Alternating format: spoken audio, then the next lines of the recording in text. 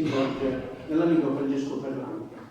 Passo subito la parola per il diritto istituzionale al Presidente del Consiglio.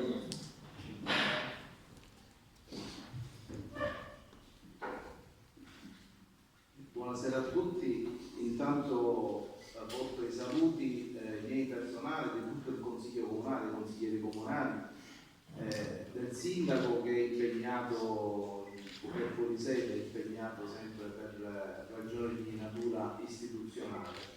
Come sapete, i sindaci di sabato e di domenica fanno anche rappresentanza fuori città o dentro la città insieme ad altri sindaci, quindi anche lui mi porta i saluti. Un benvenuto, anzi un ben trovati a tutti voi, Francesco, è sempre Francesco, e l'altro Francesco, i tre Franceschi, e la dottoressa Palma, e anche a tutti voi. Vi ringraziamo intanto per aver scelto ancora una volta la sede di Balestrate. Ormai diventa anche un punto di riferimento, quindi già ne abbiamo parlato con i due Franceschi, no? Sapete benissimo che la nostra sede è sempre disponibile, abbiamo iniziato un percorso culturale, quindi siamo sempre ben lieti di ospitarvi. Oggi si tratterà un tema abbastanza importante, come ho potuto anche leggere dal manifesto, il tema delle donne, della famiglia, dell'amore, quindi dei diritti ormai raggiunti e soprattutto dell'impegno, soprattutto da parte nostra, delle istituzioni, a rafforzare quanto di buono è stato raggiunto nel corso dei secoli, ma soprattutto oggi la necessità di rafforzare non solo l'impegno istituzionale ma anche del mondo della cultura, come fate voi, di portare in giro anche con la poesia, con i racconti, con il recital, come questa sera vi prodigate a realizzare nella sede di Balestrate, portare avanti quelli che sono i successi e i valori che rappresentano il buon vivere, affinché ci sia una società sempre più giusta, una società sempre più paritaria, quindi la parità delle donne è un fattore importante che abbiamo ormai consolidato, ma questo non basta, perché l'impegno deve essere sempre più forte affinché questo possa diventare finalmente anche un obiettivo consolidato, non solo, soprattutto come negli ultimi tempi sentiamo anche di maltrattamenti, soprattutto riferiti alle donne, e questo non è assolutamente tollerabile. Il ruolo della donna quindi è radicalmente cambiato nel corso dei secoli. Se vogliamo parlare da un punto di vista storico, in epoca antica alla donna era delegata principalmente la cura dei figli. Abbiamo testimonianze soprattutto di epoca greca, romana, che mostrano come le donne fossero parte del nucleo familiare, ma fondamentalmente figlie di libertà e dei diritti. Poi nel Medioevo, soprattutto nella poesia, che voi sapete benissimo, nella poesia di Dante, di Petrarca, di Boccaccio, la donna appare quasi come un completamento dell'anima dell'uomo, definita figura angelicata, in grado di condurre lo spirito dell'uomo vicino a Dio. Con il progresso economico è arrivato anche quello sociale e la donna ha iniziato ad acquistare nel corso dei secoli maggiore libertà e importanza, soprattutto grazie all'opera di donne e uomini, di attivisti del mondo della cultura come voi, che si sono impegnati e si impegnano ancora oggi con più forza per rafforzare la parità sul lavoro e nei diritti civili. Quindi, nonostante tutti i progressi, i passi avanti fatti nei secoli a proposito dell'uguaglianza tra uomo e donna, a mio avviso ancora oggi c'è molto da fare. Come dicevo nell'introduzione, le cariche pubbliche e i loro apicali sono ancora oggi, per esempio, coperti da uomini, limitando quello che è il potere nelle mani maschili. Altro aspetto da considerare, come dicevo prima, è proprio il tema che riguarda la violenza sulle donne, che ancora oggi troppe donne, malgrado tutto ciò, non solo nei paesi in via di sviluppo, ma anche in quelli più avanzati, sono oggetto di maltrattamenti, abusi o addirittura di uccisioni.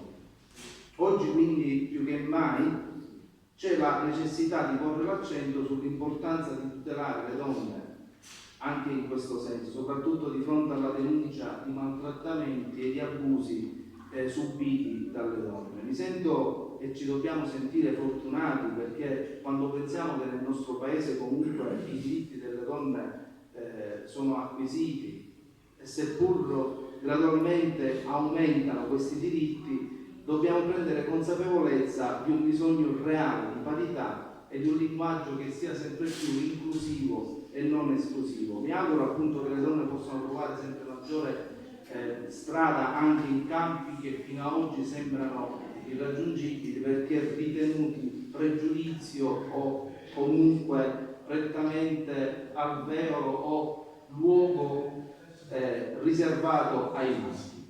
Quanto al ruolo della donna nella famiglia, perché anche oggi si parlerà di famiglia, credo che la coppia rappresenta il nucleo fondante della società moderna e non solo, e debba rappresentare nel principio della fiducia reciproca tra uomo e donna la tutela del rispetto, e quindi anche nei ruoli familiari ci debba essere sempre più una reale divisione di quello che è il lavoro e quelli che sono i compiti all'interno del nucleo familiare, che sono rappresentati appunto dal marito, dalla moglie, dai figli e quindi dalla procreazione, che poi porta all'aumento civile sostanzialmente.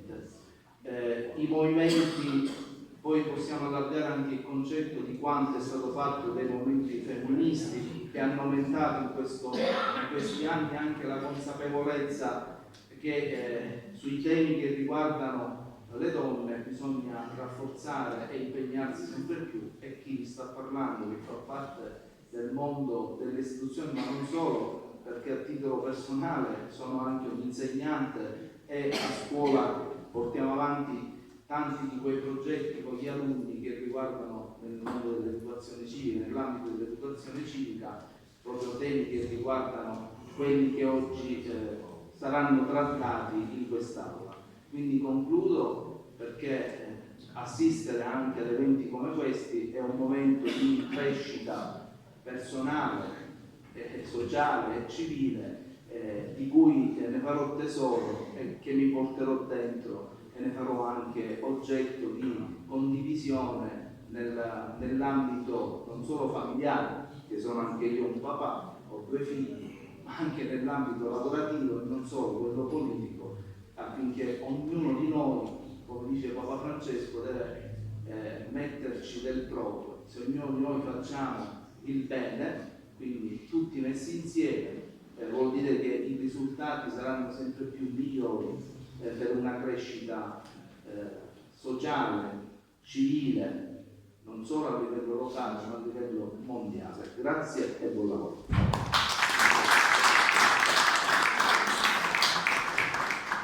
Grazie carissimo Presidente per questa tua introduzione. Noi siamo sempre disponibili a collaborare con i comuni di non appartenenza, perché per me la cultura non è circoscritta, come dicevamo poco fa, nel proprio paese d'origine, ma bensì farla camminare tra chi ci accoglie con molto piacere, quindi siamo onorati questa sera di essere qui.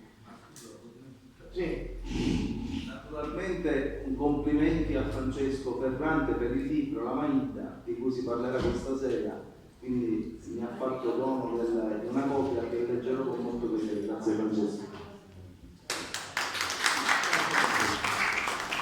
Quindi stavo dicendo, dopo questo evento, come cenacolo letterario, così come concordato con Francesco Biglieci, faremo una piccola pausa, perché poi avremo gli eventi in estate. Io sto cercando di riuscire a ottenere a Cefalù una location pubblica che è difficile, è diventata prima da molto più semplice, che è il lavatoio medievale.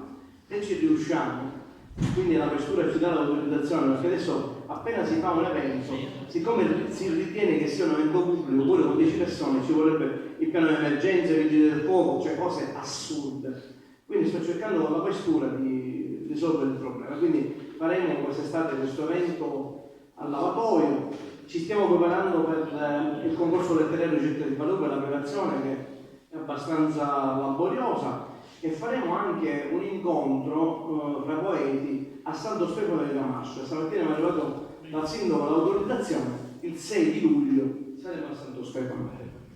Sì, ora Francesco, quindi abbiamo coordinato un po' di cose con Francesco e gli passo la parola.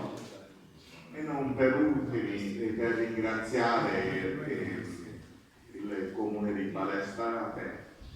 Questa sera il Presidente del Consiglio Tonino Palazzolo stiamo portando avanti un progetto noi in cui coinvolgeremo 3 comuni. Uno è il comune di Partenivo, l'altro è il comune di Casteldaccia e il terzo è il comune di Palestrate. Noi in poche parole che cosa vogliamo fare? Coinvolgere i poeti e creare le vie dei poeti, scegliere, richiedere all'ufficio tecnico del comune con l'autorizzazione del sindaco l'indicazione di una via che sia propensa a questo progetto, e noi tramite i nostri amici poeti la riempiamo di mattonelle dove c'è il titolo della poesia, la poesia, il nome del poeta o della poetessa con una cornice, e creiamo la via dei poeti in questi 3 comuni, quindi per i turisti, per le persone appassionate di cultura che vengono in questi paesi, vengono a leggere le poesie dei nostri colleghi. Un progetto per noi, per divulgare la cultura, la poesia nello specifico, soprattutto anche per i posteri. E poi faremo sicuramente anche un libro. Noi siamo un gruppo unico, da nord a sud tra l'altro, anche se qui vengono sempre gli stessi, siamo in tutta Italia. Questo è il nostro progetto, che nei prossimi giorni proporremo alle amministrazioni, manderemo un appello, sperando che venga accolto da tutti e 3 i comuni.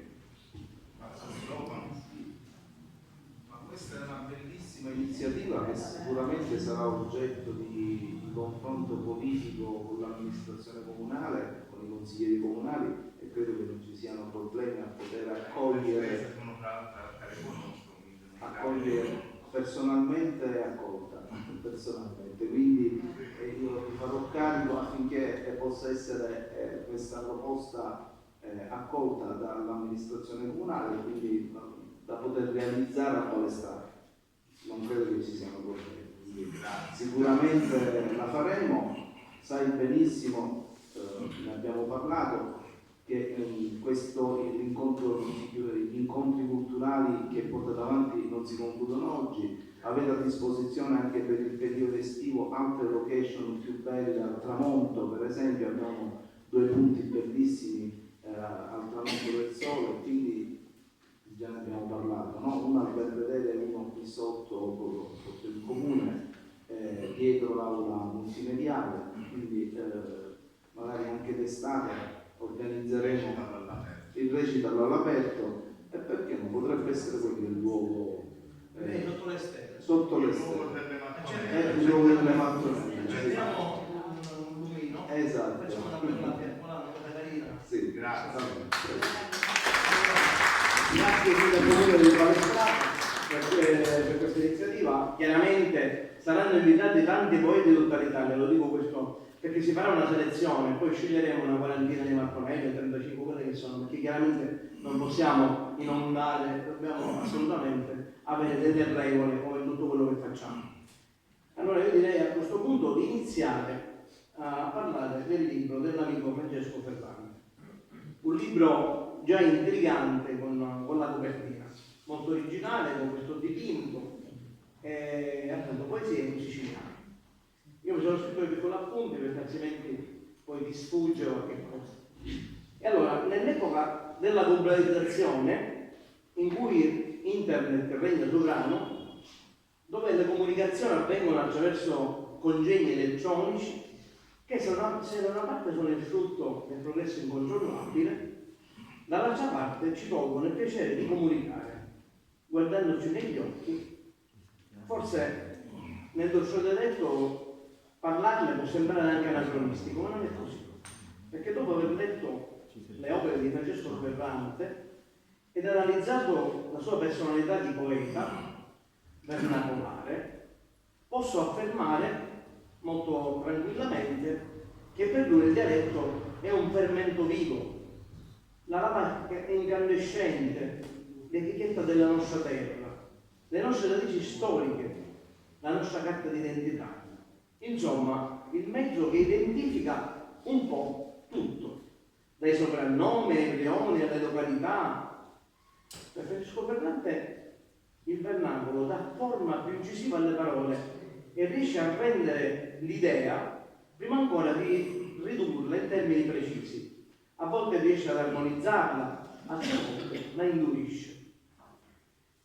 Il dialetto così per lui è l'espressione di un popolo, un abito fatto su misura, una spugna che assorbe fatti, episodi, luoghi, persone e che restituisce a questi fatti, luoghi, persone un profilo di identità precisi, ma soprattutto un'anima. Per lui amare il dialetto significa usarlo nel quotidiano, insegnarlo ai propri figli. Significa amare noi stessi ed essere possessori di una grande identità e di una grande eredità, l'eredità vera della nostra storia. Un grande poeta scomparso, Andrea Zanozzo, a proposito del dialetto amava dire: il dialetto è qualcosa che serve per individuare gli indizi di nuove realtà che premono ad uscire.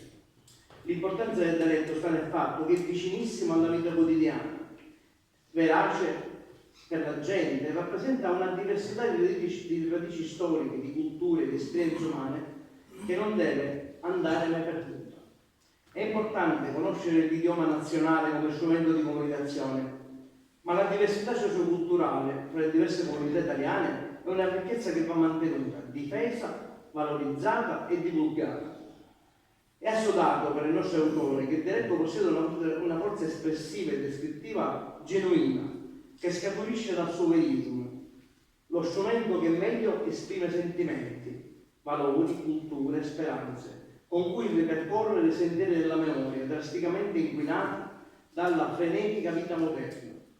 Da nord a sud sono stati parecchi i poeti e gli autori che hanno inteso esprimersi in dialetto e quindi in vernacolo, con ottimi risultati come Giulio Cesare Cortese, napoletani, Giambattista Basile, al milanese Carlo Maggi Maria, nel Seicento Goldoni, a Porta, a Belli e in tempi più recenti a Salvatore di Giacomo, a Trilussa, Edoardo De Filippo ed Andrea Camilleri. Occorre perciò all'interno del più ampio disegno della letteratura nazionale recuperare questo patrimonio linguistico in vernacolo in tutta la sua ricchezza, varietà, bellezza e significato. Il contadino che parla il suo dialetto è padrone della sua realtà, così come scriveva Pierpaolo Pasolini.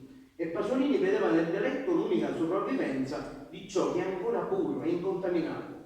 Come tale doveva essere protetto. Ferrante è un uomo semplice, che scrive in maniera libera e spontanea, facendoci notare di vivere in una società piena di contraddizioni, riuscendo ad esternarci, attraverso i suoi scritti, il suo spirito di ribellione verso tutto che crea disagio. Nel 2017 ha scritto in collaborazione con Francesco Billeci, con il quale ha in comune il nome, Strade Parallele, esperienza che si è ripetuta quasi ogni 2 anni, nel 2020 e nel 2023. È stato giurato esperto del vernacolo dall'assessore Billeci. Nel 2018 ha pubblicato un volume dal titolo Noi Ardino dell'Amore. È stato influenzato anche dai suoi viaggi in Africa del 2016 e ha scritto Il ragazzino dell'alabastro, da dove esce fuori l'amore universale, la negazione per le violenze, il rifiuto per ogni segno religioso. Un lavoro quindi pieno di speranza, dove affiora un mondo aperto e tollerante, fatto di scambi culturali e crescita continua, fondate sulla meditazione. Francesco Ferrante, e concludo, oltre a scrivere, sa recitare a memoria teatralmente, emozionando il pubblico che lo ascolta e affascinandolo con i suoi versi pieni di grande sentimento. Questa è una piccola prefazione al suo libro che ho fatto con molto piacere, e a questo punto i lavori continuano e passo la parola a Palma Civello per la sua relazione.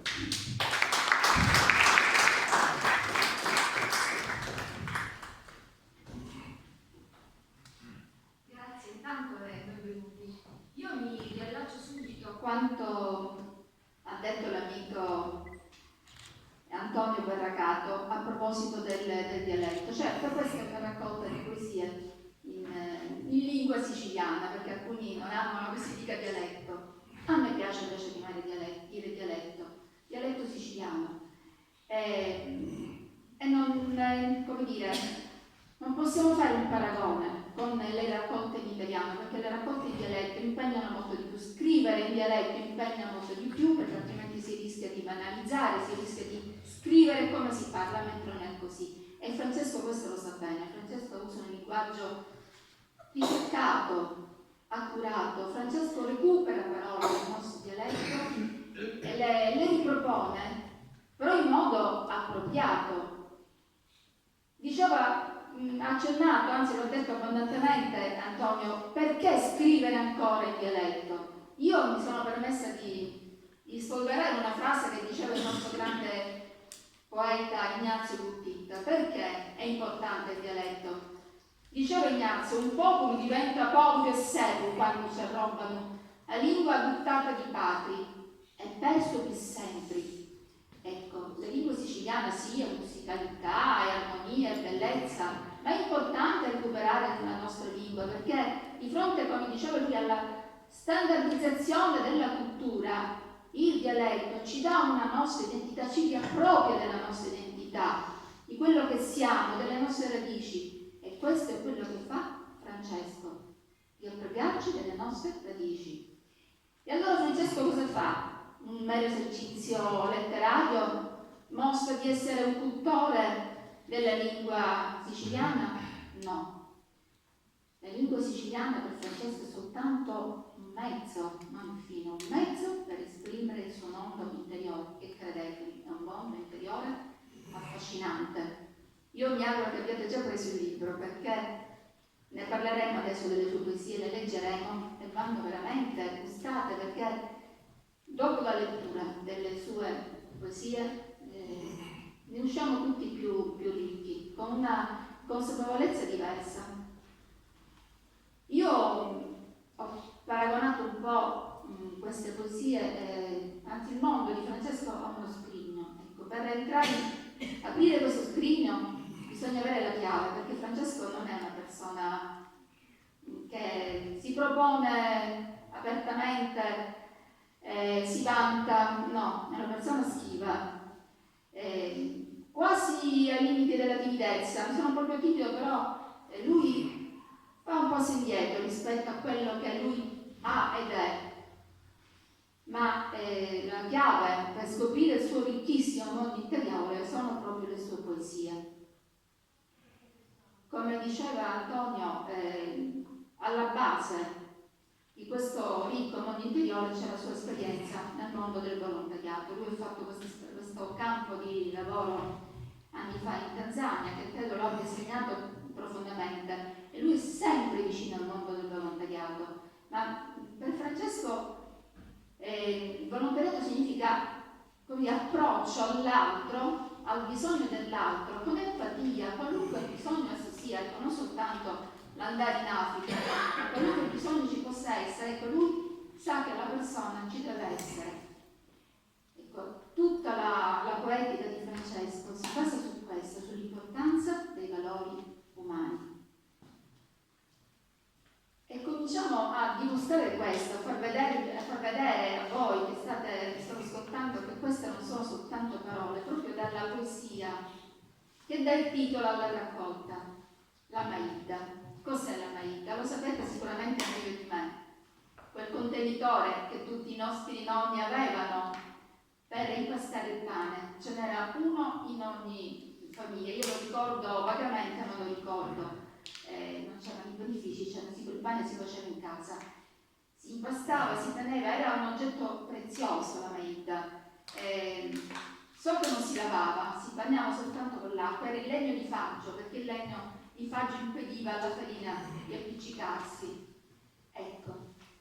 E allora la poesia La Maida, che dà un po' il titolo alla raccolta, parla di questo contenitore? No, è un'allegoria ovviamente. Per Francesco la Maida è il cuore, ed è nella Maida del cuore che lui impasta tutti quei sentimenti belli, forti, importanti, sentimento di giustizia, di pace, di fratellanza, e perché no, lui impasta anche nel cuore, che si impasta anche la poesia, è lì, da lì che poi nasce. E poi però c'è la chiusa finale, che è veramente una chicca, ma questa chicca io la faccio leggere a Francesco perché ritengo che nessuno con l'autore possa dare l'impronta giusta alle poesie in vernacolo. Quindi la poesia La Maida, che voi troverete a pagina 13, verrà letta dall'autore.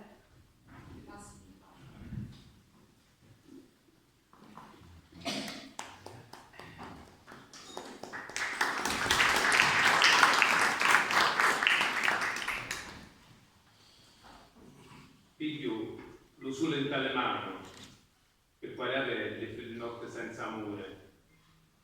Voglio sole di speranza, per fare una ghirlanda dell'onore delle giuste. Arricoglio acqua risorgente, e salzare l'arsura di omenaggi l'occhiune. Poi piglio spicche di grano, per fare pane spirituale e chi che non criano. Metto tutte queste cose in tala maida del cuore, un misco, un pasto, e cammino lo forno dell'arma mia, un forno verso e pensiero di giustizia, ma per nascere vera poesia, per lievito serve, bruciato per Dio.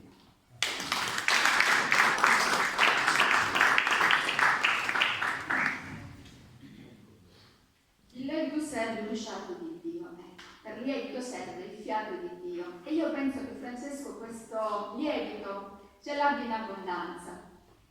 Io veramente le sono lette e rilette tutte, sono 34 e mi sono presa la briga di vedere in quante poesie lui nominasse la parola Dio. Bene, in 17 poesie tu nomini, citi Dio, e non sono poesie religiose. Questo perché? Perché mi ha colpito quando io le leggevo, perché per Francesco la fede è importante, ma è qualcosa che lui non disgiunge dalla sua vita, non cammina su rette parallele, lui la intreccia e ne fa lievito lui stesso di questa fede. E lo vedremo man mano nelle altre poesie che io vi farò conoscere, perché lui ci crede veramente che Dio ha fatto buone, belle tutte le cose, compreso l'uomo, nonostante il male che ci possa essere. Francesco è attento a tutte le problematiche sociali e vi dicevo poco fa che è un poeta che prova empatia per tutto e per tutti e ha uno sguardo aperto verso il mondo e quindi verso tutte le problematiche, però da quel fine poeta che è, queste problematiche le trasfonde in poesia e ne rende dei quadretti. Ecco perché la prossima poesia di cui io vi parlerò ve la descrivo, perché guardate che se fossi una brava pittrice l'avrei voluto davvero dipingere questa poesia. La poesia di cui vi parlerò e poi vi leggerò alcuni fa Vartaru. Il racconto cioè del gabbiano terrasinese. Diceva lui stesso che questo termine ai Puni lo ha recuperato da questo termine desueto, ma è quello originale. Il gabbiano non è il gabbiano come alcuni poeti siciliani dicono, no, è ai Puni. In questa poesia lui immagina di essere presso la grotta Verciata. La grotta Verciata è una grotta che si trova a Terrasini, dove spesso amava scrivere bucoliche soprattutto.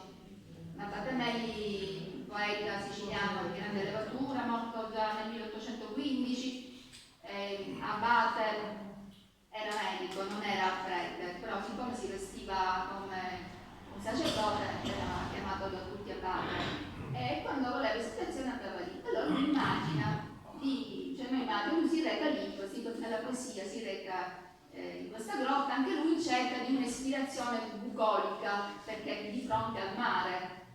E intanto gli si avvicina un gabbiano, ma questo gabbiano è dispettoso, lo prende in giro, addirittura gli dice: ma tu ti credi di essere come il Meli, di essere alla sua altezza? Ma poi che vieni a fare qua? Chiedi ispirazione al mare, ma il mare ormai non è più quello di una volta, il mare è inquinato, l'avete inquinato, noi gabbiani siamo costretti a venire a cercare in città nella spazzatura perché qui i pesci non ce ne sono più. E insomma il gabbiano ovviamente si mostra molto più saggio di tanti uomini e lascia il nostro autore senza parole. Vi leggo soltanto alcuni versi di questa poesia che potete trovare a pagina 21. Vi leggo è a pagina 20, vi leggo sui versi finali più o meno. E quando il gabbiano dice al nostro poeta: stu grandi chiamo d'acqua sconfinato, e cosa sei viziosa, compani, specchio di Dio amoroso chi l'ha creato, dona sostegno a milioni di cristiani. Tu cumplano sempre a tutti i genti, il mare è sacro e savi a rispettare, e alto divino, ma da seno di sentimenti, che fanno della vita innamorare. Poi graviolari, forti e grandi, e volando spirito lontano per il cielo. E io mi domandavo, e ancora mi domando, se fu solo un sogno oppure è tutto vero. E questo è il cognato, il modo con cui si avvicina alla problematica ecologica.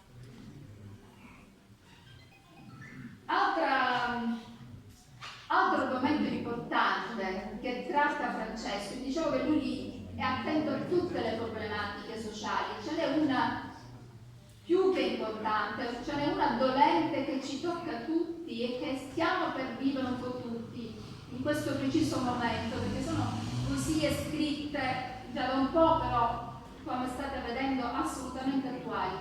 Di quest'altra poesia che vi voglio parlare adesso, ecco, ve la racconterò anche questa, ma non vi svelerò subito il finale a sorpresa. Questa poesia si intitola Blu funerali, sì.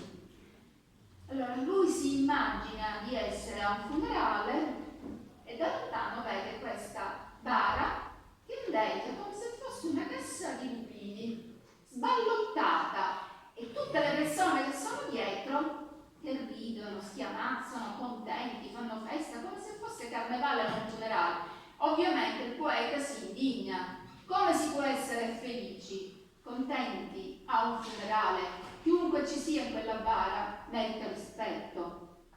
E allora lui si avvicina a un uomo che era lì e gli chiede chi fosse dentro quella bara. E fanno il nome della defunta. E a questo punto anche il poeta comincia a gioire, a fare festa, ma improvvisamente si sveglia e si accorge che purtroppo non può più gioire perché è solo un sogno. Era stato un bel sogno, ma la realtà è un'altra. Per il funerale purtroppo non ci può essere, perché chi c'è in quella bara purtroppo è ancora viva. E ora vi svelerò chi è, che non è morta e non muore. Vi leggo la parte finale di questa poesia al funerale, che è a pagina 28. E mentre pure io a fare festa cominciavo, tanto lo abbo a tradimento e a così me ne spigliavo. Era un sogno che morria, Ida è ancora viva e tu certo di sto passo campa pure più di mia. Ma io non m'arrendo e lo grido forte intorno agli uni di sta terra, uomini di tutto il mondo, pur ricambla sta maledetta guerra.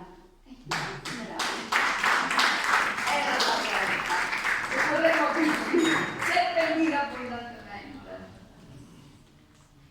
Ecco, vi dicevo, la genialità del nostro autore nel traspondere queste tematiche così importanti con un'apparente leggerezza, ma è lì che arrivano ancora di più al cuore nostro, perché lui le porta, ce le porge in modo naturale e ce le fa sentire anche ancora più vicine a queste tematiche. Lui in tutti i modi ci vuole spingere a prendere consapevolezza di ciò che c'è intorno a noi e fare qualcosa, perché lui, come dicevo prima, si impegna tanto nel volontariato.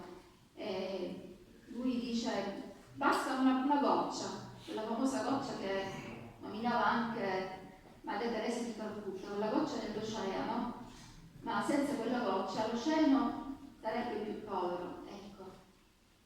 Lui lo dice espressamente di essere lievito. Io mi permetto di leggere delle parole scritte da lui stesso in questo racconto, perché aveva detto poco fa anche Antonio Perorato, questo non è il primo libro che Francesco scrive, non è uno scrittore alle prime armi, lui ne ha scritto una dozzina, più quelli con l'amico Antonio Villeci, ha scritto anche poesia in italiano, ha scritto racconti. Questo è il racconto, è delizioso,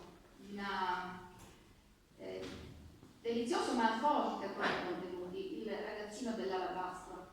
Alla fine della nota lui dice così, perché è assodato che se su questa terra siamo solo di passaggio e che questo transito rappresenta una minutissima goccia nell'oceano sconfinato dell'eternità, è bene dare un senso diverso alla nostra esistenza.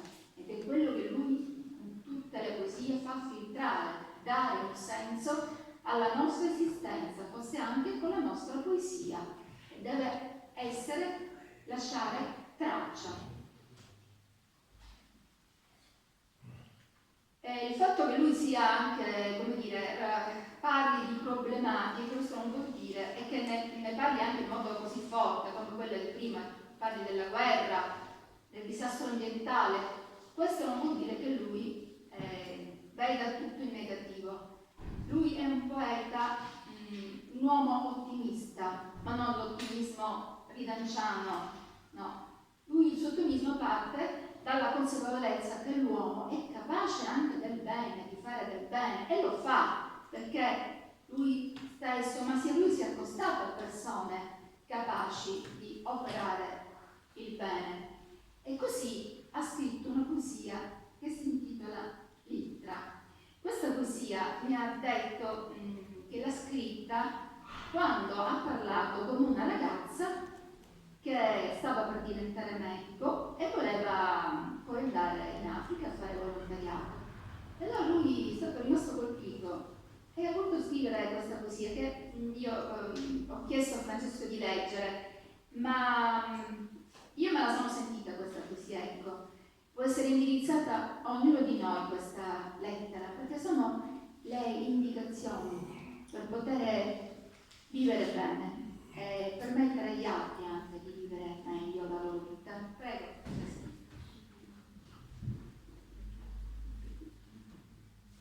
Liccia. Non te ne rammucciato sto dolce del tuo cuore, abbevitalo, coltivalo, per farlo poi sprucciare. La vita senza amore è un albero senza radiche che è destinato a seccare. Non ascoltare quando dice che non cancia mai niente e non lasciare che un lippo, come chi ha la speranza, si mina sempre voluto bene per fare un mondo più giusto e fermare la mattanza. Tiene sempre addomata sta luce di un solito occhio e se il tuo destino ti mette a dura prova, ti scantare, riaddio e trova una strada nuova. È vero che lo mondo è affettato da odio e di veleno, alla tua missione dalla vita, è non era antichi paradiso. E dopo che ti parlavo, pure io, buttato di sconforto, lassavo la tristezza, perché cristiani come Mattia sono di questa terra la salvezza.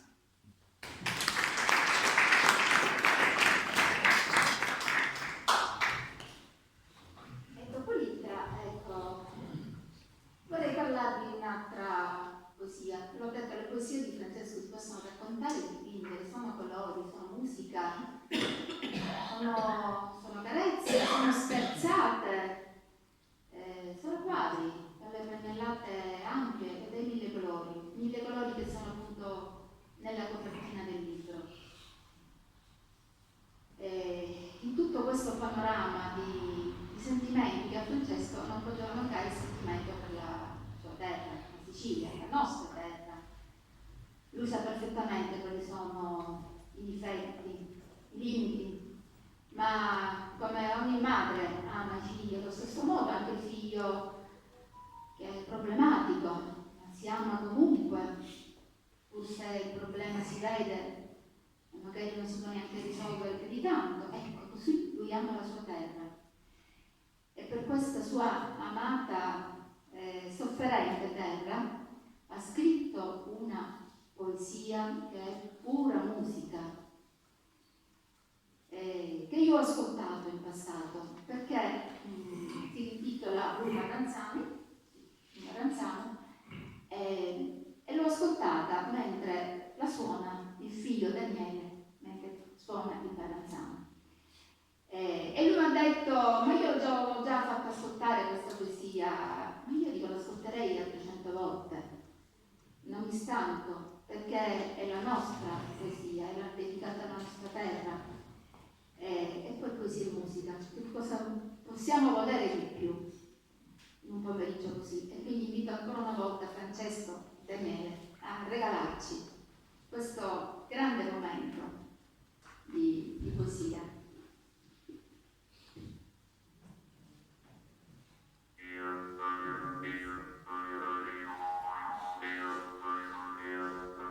Tu sono chi sente a chiamare la panza passando il cuore, e la voce della mia terra, sono le grida che Luciato fa canzone. Tu sono chi sente di Roma Tranzano, simbolo originario, ma puro e tutti non lo sanno, le russe, spagnole, cinesi e tibetane. La musica come l'arte fa l'uomo di tutte frate, e la politica e lo potere a spartire il gioco come armale. Tu sono chi sente è l'arma dello popolo, di chi che non si arrendono, di cui travagliano onestamente, saccone e faucia e durante la fronte. Lasso ogni tanto sto mondo che corre senza pace, assettato in campagna sotto un albero allo fresco, con gli occhi chiusi e un silenzio che t'abbraccia, lasciati catturare il tuo canto di cicale delle grida, da melodia che scude, e Dio che suona lo suono arranzato.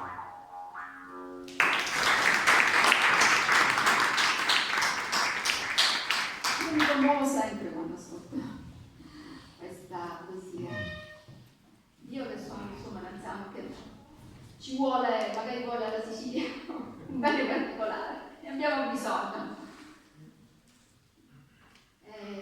Ecco, se io dovessi definire con una frase la poetica di Francesco Ferrante, direi è il poeta dell'amore universale, perché lui coglie e tocca tutte le facce dell'amore.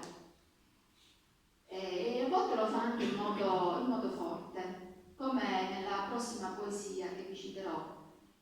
Si siamo uomini, è a pagina 66. Quando ho letto questa poesia, io mi sono ricordata di Fabrizio Pirandello. Forse non tutti, io sono una lettrice, una amante sfegatata di Fabrizio André, quindi lo conosco tutto.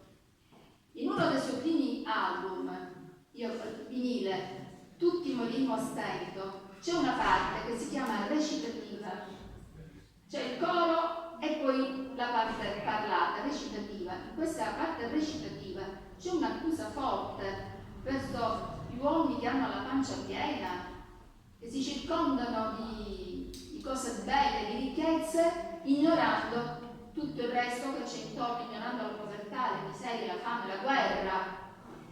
È terribile questa parte, perché De André dice: badate che la morte vi coglierà quando voi meno ve l'aspettate. Ecco, leggendo questa poesia che ha i toni altrettanto forti, perché dicevo che lui sì, è un poeta delicato, attento, empatico, ma questo non vuol dire che non sa anche accorgersi di ciò che è male e quindi anche chiamare il male col suo nome e fare la sua invettiva. Questa poesia è forte e mi piace leggere qualcosa, è a pagina 66, Sissem Homini. È qua che io mi sono ricordata di te. Uatri, non avete fami né guerre in tali vostri casi, chi vi susiti la mattina a panza china e la bignata pronta, chi pensate di un male di un mondo non è cosa che vi tocca, quadri, siti privilegiati e manco innattunati, ma se siamo uomini, siamo pure immagini di Dio, e allora i doveri nostri pigliare la sofferenza a tali mani e curare i chiavi di sto mondo, prima che finisce il tempo e ne ritroviamo senza pace e senza un posto più chiari. E qua è, come dire, la versione moderna del pensiero di Diadelli e poi il pensiero di tutti gli uomini che vogliono, che hanno consapevolezza dell'essere uomo. Concludendo, ci sono 4 le parole ricorrenti nel mondo poetico di Francesco: pace, speranza, attenzione, Dio. Ecco, se tutti noi facessimo attenzione a queste parole, le facessimo nostre come le fa proprio lui, io credo che potremmo dare un impulso migliore al nostro mondo, avviare un processo virtuoso e rendere il nostro mondo un poco più vivibile, perché lui ci crede in questo.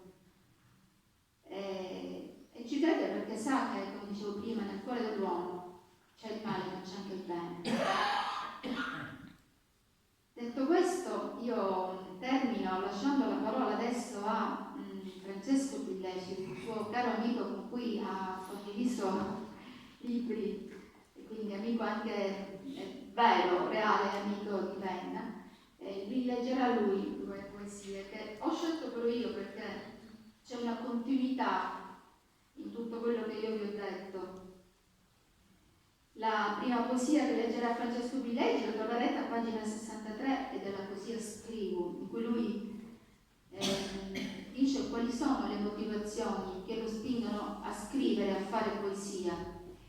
La seconda poesia che leggerà Francesco Billeci è Piglia la vita in tali mani. Ecco, questa poesia, invece leggendo questa poesia, Piglia la vita in tali mani, mi sono ricordate le parole che ha detto Giovanni Paolo II. Lui ci ha detto: prendete la vostra vita fra le mani e fatene un capolavoro. Lui dice: prendete la vostra vita fra le mani e fatene poesia, che poi tradotto un po' la stessa cosa. E quindi ci tengo che Francesco Billeci legga queste 2 poesie, pagina 63 e 77, e passo il microfono all'amico.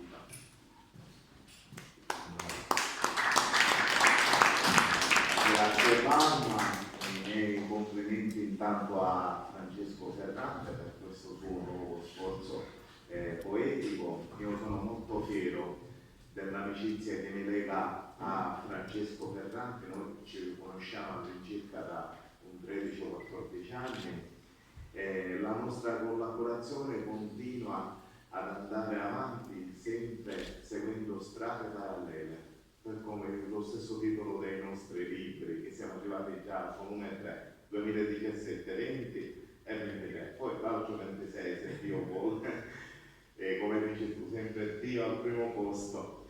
Allora scrivo per le lucente di Portella, per la libertà connegliata sotto il popolazzo di Chiummo, per Vicenzina, la chionnica, che a 8 anni chiudevo l'occhio dal mondo che sbocciava. Scrivo per l'emigrante della mia terra, per la speranza stepata dalla panza di una nave, per chi te la genescero e per cui piangio lacrime di sangue, pensando a chi più rilassare.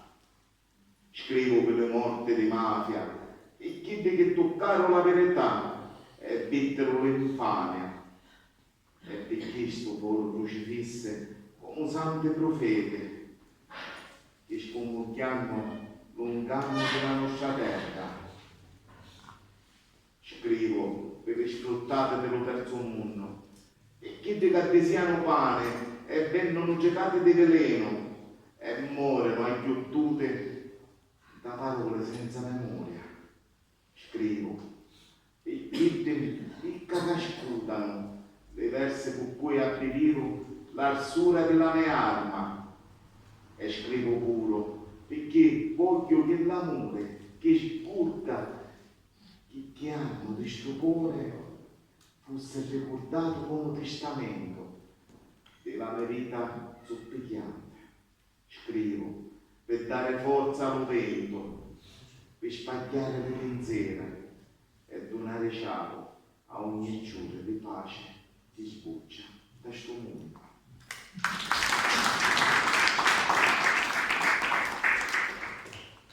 Piglia la vita dalle mani. Piglia la vita dalle mani e fanne una poesia, gizza giù il grano e dona sta magia. Ci vogliono spade forti per scrivere l'onestà, per difendere le porte e coltivare la pietà. La vita è preziosa, è un dono splendente, dell'omine è la musa, somiglianza di Dio onnipotente. Piglia la vita in tale mano, non t'abbandonare al male, con l'arma vola lontano, un nelle pensiere annullare.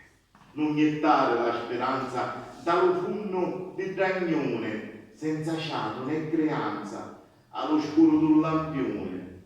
La vita è troppo picca, ascoltane la melodia, pigliala in tale mano e fanne poesia.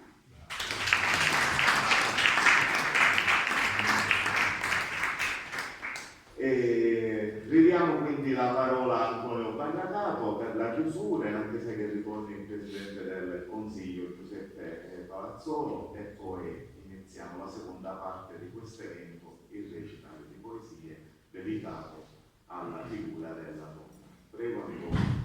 Grazie Francesco.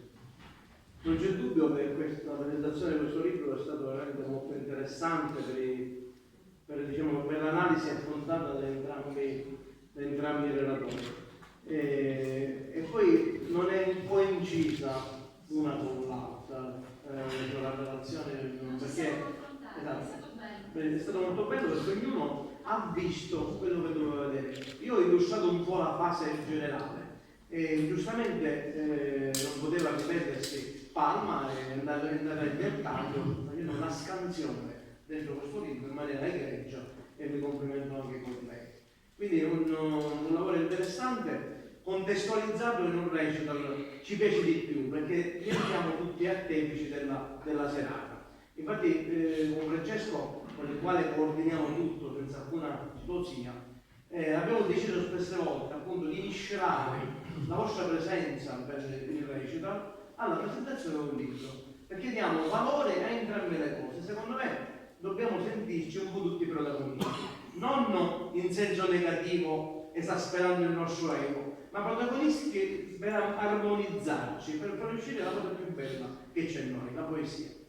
E quindi passiamo alla seconda fase della serata, iniziando. Sì, scusami, perdona. La cosa più importante è passare la parola a Francesco Ferrante per la sua conclusione e poi facciamo nel secondo tempo con il recita. Perdonami.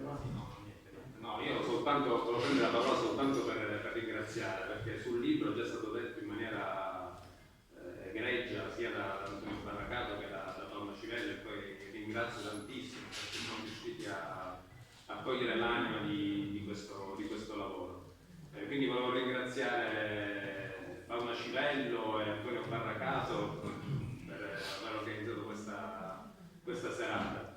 Volevo ringraziare Francesco Chilleci che, a parte aver recitato le 2 mie poesie, ha curato tutte le fasi della pubblicazione, quindi senza di lui questo libro non sarebbe nato.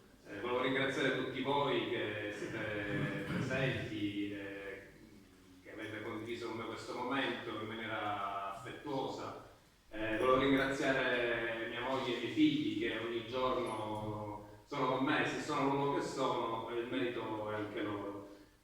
Quindi ringrazio sia loro che i miei genitori che ormai non ci sono più, ma è ovvio che è anche merito loro. 2 persone che, umili, mio padre era un agricoltore, mia madre una casalinga, però hanno saputo darmi dei valori che credo che siano fondamentali nella vita di un uomo. Volevo ringraziare poi ovviamente anche il comune di Balestrate, anche se al momento non sono rappresentanti. E niente, grazie veramente a tutti. Un piccolo appunto sulla lingua siciliana, volevo fare ma molto breve. Non è un problema chiamarlo dialetto perché effettivamente non è una lingua ufficiale, perché non è riconosciuta a livello ufficiale all'interno del territorio nazionale politicamente. È chiaro che dobbiamo partire dal presupposto che la lingua siciliana non è un dialetto dell'italiano. Molti fanno confusione su questo. È una lingua che è nata prima dell'italiano, perché la scuola poetica siciliana, nata sotto Federico II, è stata la prima che ha poetato in vernacolo. È ovvio che poi, come ogni lingua, ha le sue peculiarità che variano da zona a zona, e quindi è ovvio che all'interno dello stesso siciliano poi troviamo il dialetto siciliano di Catania, quello di Palermo, di Agrigento, ma è ovvio che i poeti dialettali, se uno, ad esempio un Antonio Barracato e Francesco Chilleci scrivono nel loro dialetto, se sanno scrivere bene verranno anche compresi nella loro peculiarità anche da un catanese e così viceversa. Quindi la lingua siciliana, oggi tra l'altro siamo in nella settimana del siciliano, in cui ci invitano, quindi questa presentazione è stata proprio, cade proprio a fagiolo. E niente, parliamo siciliano perché è la nostra cultura ed è un peccato perderla. A livello internazionale il siciliano è riconosciuto come lingua anche dall'UNESCO e catalogata fra le lingue a rischio di vulnerabile, quindi a rischio di estinzione, un po' come un tempo era i panda, quindi speriamo che faccia la fine dei panda che adesso non sono più in via d'estinzione. Nulla, mi finisco qui perché è il caso di dare la voce anche agli altri poeti per il recital e vi ringrazio ancora tantissimo. Grazie a tutti.